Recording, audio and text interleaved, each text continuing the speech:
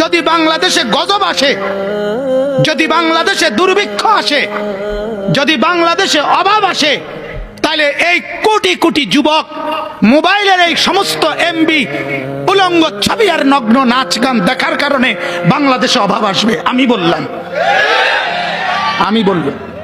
মূল কারণ এটা। এই অসভ্য ছেলেরা এরা এই দেশে দুর্ভিক্ষ আনবে। বললাম দেখেন, আপনারা দেখেন,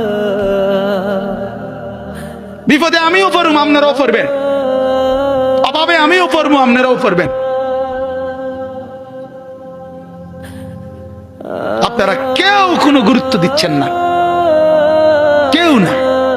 ছেলে পেলেদের চেহারা দেখলে বোঝা যায় শুকাইয়া এক একটার সুরত। দেখেন এখানে, দেখেন মিয়া, দাঁড় করায় দেখেন, দেখেন এখানে যদি 15 বছর থেকে 30 বছরের ছেলে 50টা হয়, এশার নামাজ পড়ে নাই 45টা।